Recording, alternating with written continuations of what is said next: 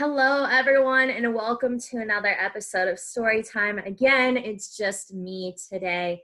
I did this interview and was totally nerding out before, during, and after because it features Hope Easterbrook of the original Broadway cast of Hamilton.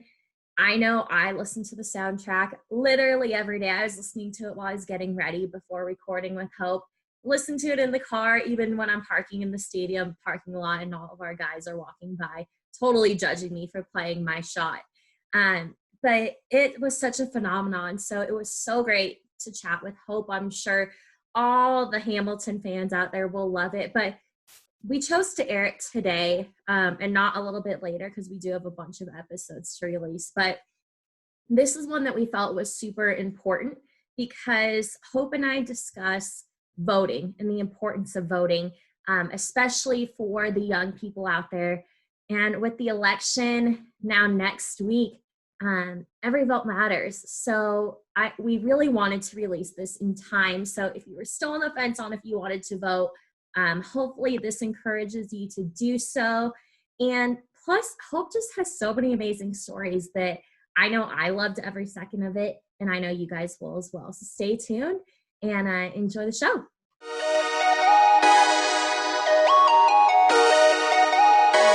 Welcome back, everyone. I am so excited because we are here with Hope Easterbrook of the original Broadway cast of Hamilton. Hope, how are you? I'm doing good. How are you doing? I'm good. Where are you right now? I'm at my house. I'm in Jersey City is where I Okay. reside, where I've been quarantining. Oh, I know. It's been forever. Have you gotten to travel at all during the quarantine, or have you been home the entire time? I did. When the movie came out, I got to go upstate near Buffalo. We have like growing up, I used to go to this place with my family, and so I was able to like revisit and see some old friends. So I really have just traveled like long car trips, but you know, I'm still a little nervous about flying, honestly. Definitely better safe than sorry, for sure. For Well, sure. let's get into it. So the whole point of story time is to be able to tell your story. So we're going to start with how did you get started dancing, and when did you decide that it was going to be a career for you? Yeah, so I started dancing at a very young age. My mom put me into dance, probably a little ballet class, like around 5 or so. So I definitely was in sort of a structured ballet class around like 5. And then thankfully, you know, like I was training up until around 11, I would say I was cast as Clara in the Nutcracker at our local studio's Nutcracker production. Mhm. And I had been in the party scene, I had been in the Mother Ginger, you know, like I've done everything, but then it was so surprising to me because I didn't really think I was the favorite. Like I didn't really know anybody, but I was cast as Clara, and it was, you know, even though it was some really small town production of the Nutcracker, like it really, being able to play that role, I really was like, oh, I love this. I love being on stage. I love performing. It feels like home to me. So I would say that was when I was 11, but I definitely knew I wanted to be on Broadway like earlier. Like that was a dream. Both my parents were in musical theater. My dad actually was on Broadway. Wow. So he had been in a couple productions on Broadway. He originated a role in like a new musical. So I come from I'm a Broadway baby just inherently. So I always knew I wanted to perform on Broadway. And then, yeah, being 11 and being in the Nutcracker, I was like, all right, this is dancing, performing. Like I need to take this seriously. And, you know, I'm going to be a teenager soon. So I think it was around 13, I went to Steps on Broadway, which is one of the best studios in New York City. And I started taking kind of open classes to the public. And then there was a pre-professional program Okay. for young people. And so I went for a summer program And mind you, I live upstate, so I was born upstate, and it's like an hour and some change to get up to the city to drive. And so I was doing that every single day. My mom was, I wasn't, and so I was dancing every single day over the summer, and I fell in love with Manhattan. I fell in love with my training. I mean, I was literally learning at a level that I knew I wasn't getting back at home, and so. Mhm. They asked me to come back during the year. So then I came back. My mom was like, I begged her. I was like, please, please, because it's a lot. Like commuting, Mhm. school, to balance school and kind of being a pre-professional performer, it's a lot. And so, she thankfully, it's a huge sacrifice. And thankfully I had supportive parents that were able to help me with that. But, and then for the next 4 years, I was every day commuting into the city and training. So Oh I my had gosh. some of the best dance training in the world, and I'm so grateful for it. And then I ended up going to Marymount Manhattan College, Okay. is where I got in, and I went for musical theater. And it wasn't the right fit for me. Like, I think it was one of those things where I felt like I was going to just, like it was just going to fit like a glove, and it Mhm. didn't. There was some things that I wish were a little different. And so, although I wouldn't like take any of it back, like I think I learned a lot from being Mhm. in school, even for just 2 semesters. I learned a lot about myself, about what like I want to, who I want to be as an artist.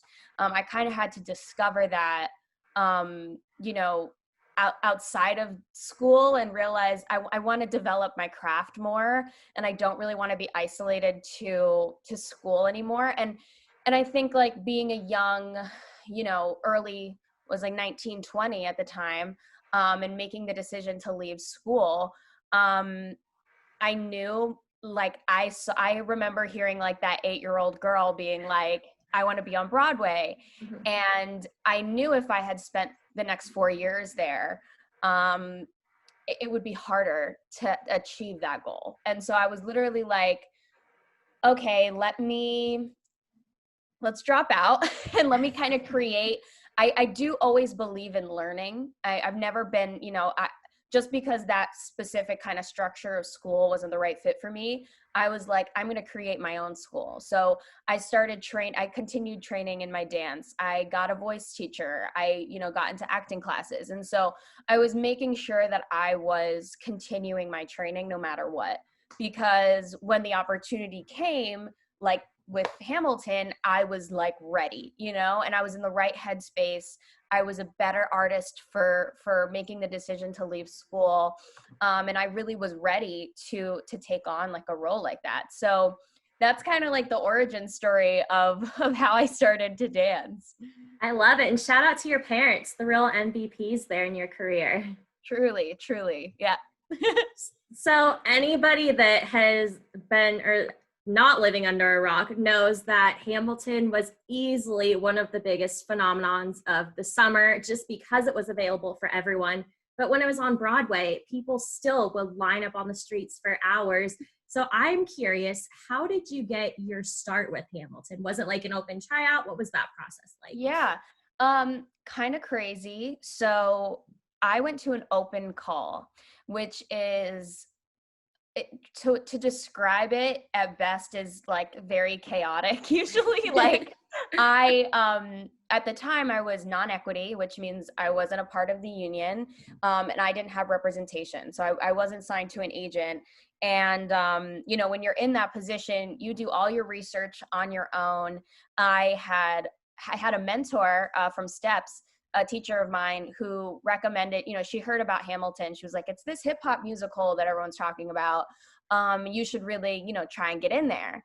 And that's another thing, like really try and have like a good circle of people like pushing you towards like your parents, whether it's your parents, a figure like that, like a Mhm. mentor in your life. Like she was my hip hop teacher at Steps. So she was really Okay. like taught me a lot.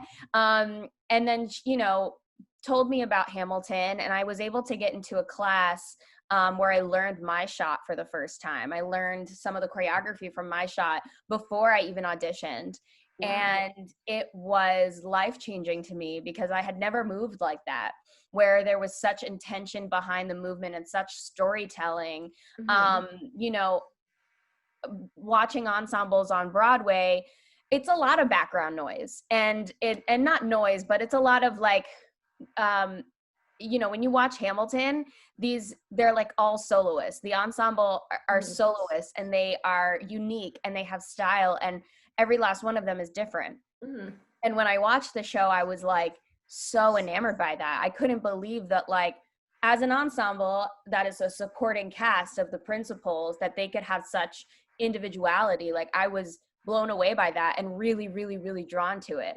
Mm-hmm. And so when I went to this open call, the choreographer, like the associate choreographer, knew me from the class. She had taught my shot. So I think that kind of network a little bit helped me, but Mm-hmm. and also knowing the movement and understanding the style, I think that also helped me. But I got cut. I got past a couple rounds, and then I got cut. They cast someone else. But I knew it wasn't a no. It wasn't an official no, right? So I kept on getting called back. And again, like, I was my own agent. So the casting office was calling me directly and saying, hey, we're having another Hamilton call, come in. Again, didn't book it.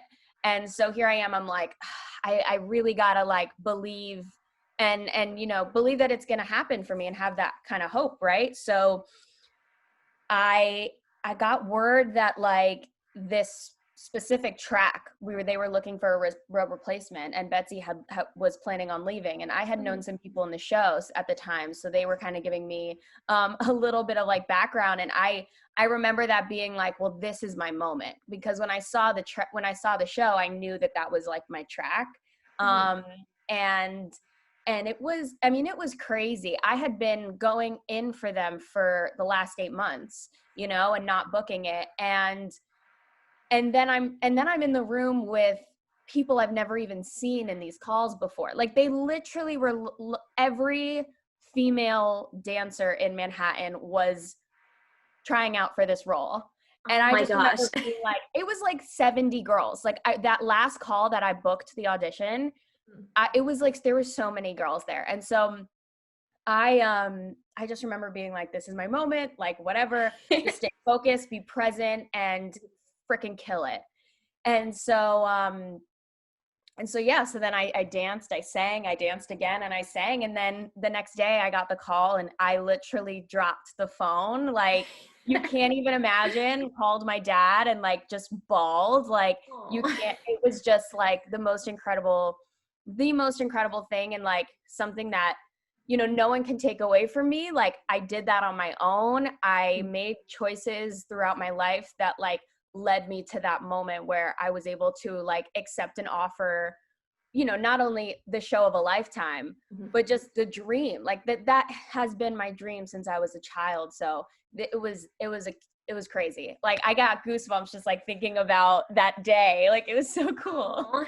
And you made it onto easily one of the biggest shows. I think just when people look at a Broadway cast, like, you guys are what people strive to be. It was just, there's no other cast like it. So I have to ask, it seems like just from everything you guys have done post show and just all the social media during the show, it seems like everybody was one big family, even though there were huge names in the show. So how did that dynamic work? And was there anybody you were super close with, or was everybody just one big happy family? I mean, honestly, like, we really were. And that has a lot to do with the fact that, we see each other every single day. But even outside of work, I mean, we got invited to a ton of parties and we bonded. We were able to bond over the, we all were a part of this like once in a lifetime thing. And so the magnitude of it all, we all could bond over. And truly bond outside of the show. I mean, I remember just like specifically one story. So Javier Munez, he ended up replacing Lynn, but he was also his understudy. He, on 2 show days, so on Wednesdays and Saturdays, he would do cafecito, which is, he'd make us coffee. He'd make us little, espresso shots in his dressing room. And it was just this time where we could just kind of come together as a cast and really just bond and, you know, not have to talk about the show or not have to talk, like literally just shoot the shit and drink and get, you know, our energy up for the second show. Cause doing a second show of a show like that, you really need every sort of help you can get. If it's a donut, if it's a cafecito, if it's like whatever it is, like you really need any help you can get. So it was really nice. And being in the room with some of the most incredible creators, like some of the world's best creators, creative minds, David, Anthony, like all of these people. And I think what being in that cast taught me about like using my voice. And you mentioned like before, kind of like the social media kind of element to the show, like we were the face of Hamilton. And I think that people were really drawn to that. They really want to know like who these people are, right, outside of like their characters.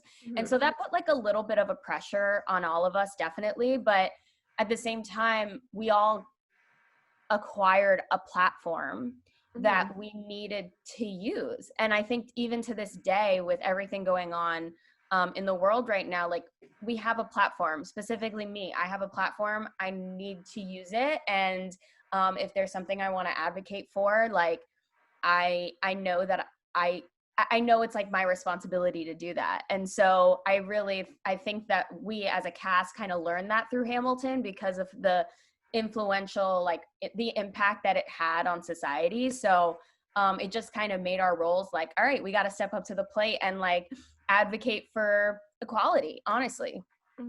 That brings up a really good point. So Hamilton came out on July 3rd, which was during a time where the country was going through a lot. There were a ton of Black Lives Matter protests that actually had posters with Hamilton lyrics on them. And I know that led you guys to do Ham for Change. So kind of walk us through how that all started, because I know I watched the first two and they were amazing. I know they raised a ton of money. But how did that all come together with such a big cast? First of all, I'm so glad you asked that question, because I'm really like, I'm always going to be proud to be a part of this cast. And that's not because of the movie or the show. That has to do with the individuals that make up the cast. And so, you know, when we saw George Floyd die in front of us, we I think globally reacted, but as a cast, and when I mentioned about using our voice and our platform, I remember Oak reached out to us and he said, like, can we hop on a Zoom call? Like, we need to kind of connect right now and sort of brainstorm a little bit on what we can do as a cast, as a collective, because our voices are strong and they're stronger together. And so it was separate necessarily. You know, Hamilton had our back, and as you know, the creative team and all of that, like they definitely had our back, but this was all about the cast. This is about us wanting to say Black Lives Matter, and this is what we're doing to sort of help this movement progress. And so so we started brainstorming about how we can provoke change. And obviously, like, you know, money is the biggest sort of thing for the communities that are in need. And so, you know, as a cast, we came together and we came up with 10 organizations that we wanted to fundraise for. Believe it or not, I have my own nonprofit. Perfect segue into that, by the way. Love it. Love it. And so my nonprofit's called Dance for Hope. And I started it in 2019. And basically what we do is we offer free art opportunities, whether it's dance classes, creative drawing, spoken word. We create these art opportunities classes to underprivileged youth, whether they're undocumented immigrant children, whether they're, you know, from low income households, anything like that. We just like to offer, you know, I basically use my network of all the fancy people that I know, and we come together and we provide these sort of outlets for them to find their voice, their artistic voice, and let that be, you know, their therapeutic expression that they can unlock. And so, you know, when we were discussing Ham for Change, and Morgan Kai, who is Marcel Kai, whatever, she was the one kind of organizing it with Oak. And I was kind of like, well, my nonprofit like works a lot with inner city communities, Black and brown young people. And so, you know, I know from, at least from COVID, our services have never been more needed right now. Even though I don't love teaching on Zoom, if that's all they can get right now, I'll do it. You know, Yeah. obviously I'd love to be in a studio with people, whether it's adults or young people, teaching them. But I know for a fact that these sort of therapeutic expressions, they're not getting it, along with so many things. Like, so much funding has been cut from these programs, these after school programs for these young people. And they need, you know, I did a program over the summer with Dance for Hope, and all the kids kept saying was like, we need connection and we need community. We need friends. Like, one of the kids was like, I just need friends. And I was like, you know, like, I want That breaks your heart. yeah, like I want to, and what we were able to do is really create a space where you can open up and let people in. And she did end up getting friends in the end. You know, she did end up bonding with a couple of other youth. So, so I know for a fact that what my nonprofit does kind of fit into what we were talking about with, and, you know, it happened to have been the only arts program on the list. Every other nonprofit was more specifically towards like police brutality protection, and I was just really proud to be on that list. And then on top of that, you know, unfortunately, I haven't been able to really see a lot of my Hamilton, definitely in the last, you know, 7-8 months, I haven't been able to see them. But, you know, it's been a long time. A lot of people have moved out west. So it was nice to connect with them again, but then also be like, so I started this nonprofit and this is what we do. So it was really cool to share that with like the world and share that with my family, my Ham fam. So yeah, it was really, really dope. Ham for Change was just an incredible experience. And I'm so proud. We ended up we did Ham for Change. We did like two separate, we did the public fundraisers, the ones that you attended to, and then we did like this private fundraiser, but all together we raised $1 million.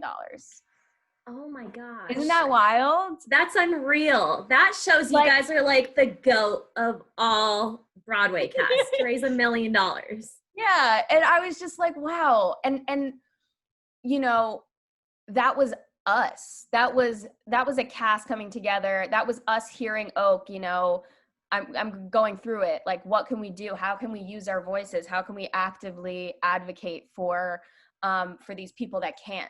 You know, they don't have the platform that we do. And so it was so incredible. I'm really hoping we'll do it again.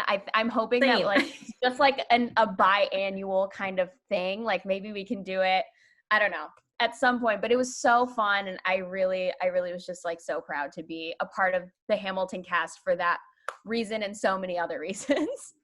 Yeah, that's amazing. And then another thing that the whole cast has been so vocal about, it's an election year, and the election's in, I think this will air next week. So it's in, I guess, a week from when it airs.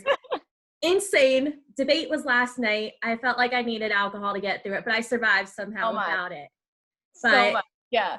Yeah, it was a train wreck. But you guys have been so great about urging everyone to go out and vote, because a lot of times it's the young people and a lot of your guys' fan base that they just don't feel like they have a voice or don't feel like their vote matters. So it's been amazing to see everyone encouraging voting. So was that kind of a collective effort that you guys had, or just everybody individually was like, all right, this is something that's important to me? Yeah, I think individually everyone understands the magnitude. I think you mentioned this before about seeing the lyrics of Hamilton on these Black Lives Matter you know, signs at these protests.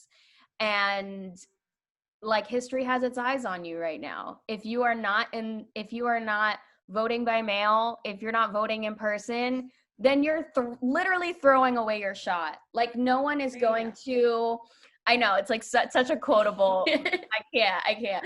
But it's, you know, like the percentage of people that voted the last election should show you that, you know, they're making the decision for you. You should never be in that position. You should always be making your decision and making your voice heard. And, you know, I can't encourage it enough. The privilege it is to vote. You know, my mom definitely showed me that at a young age. She would bring me into the booth with me or with her. And I remember like being in there with like old school guys, like, this is not like high tech. I remember it was like this like punching thing, and then you had to go like, it was like literally old school, and there was like it was like you had to go in, there was curtains around you. It was so weird.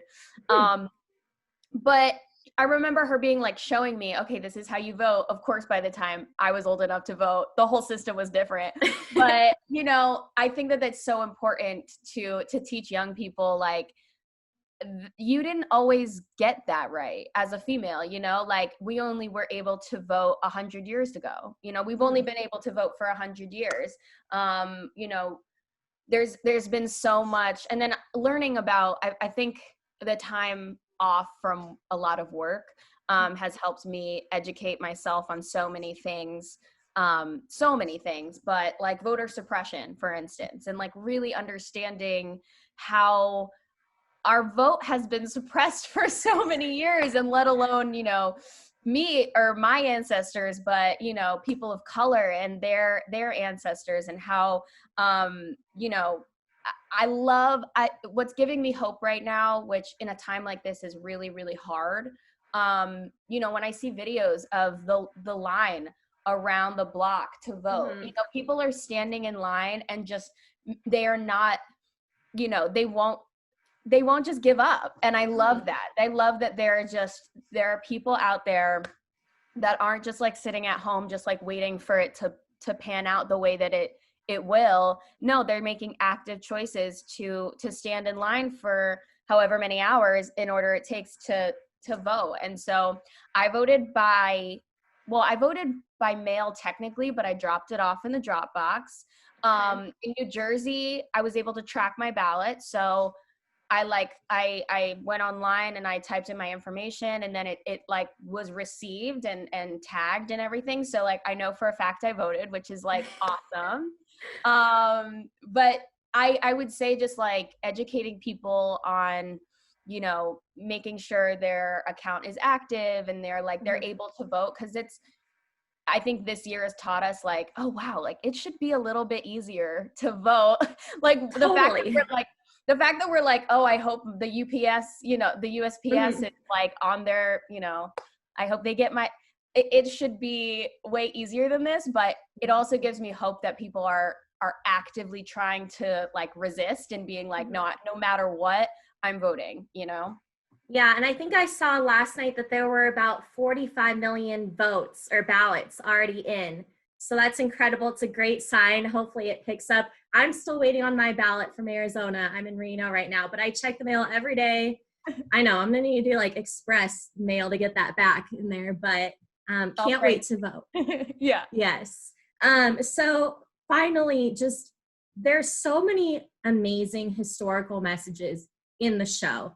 And for a lot of young people that may not have taken the history classes or really understood the story behind Hamilton, especially with everything going on this year, if they're huge fans of the show, what message would you give them that they can take out of the show and apply to their lives and just what's going on in the country? Oh, that's a very good question.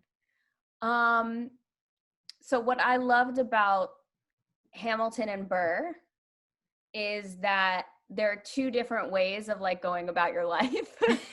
and I definitely know in my life the moments where I'm acting a little bit more like a Burr, or I'm like a go-getter, and I'm being Hamilton right now, you know? Like but it's so interesting because I go through like moments in my own life where I'm like, I'm totally like Burr. Like I you know, and then I'm moments where I'm like, oh no, like I'm Hamilton, I'm a go-getter, I do that. But it's hard to say like one thing.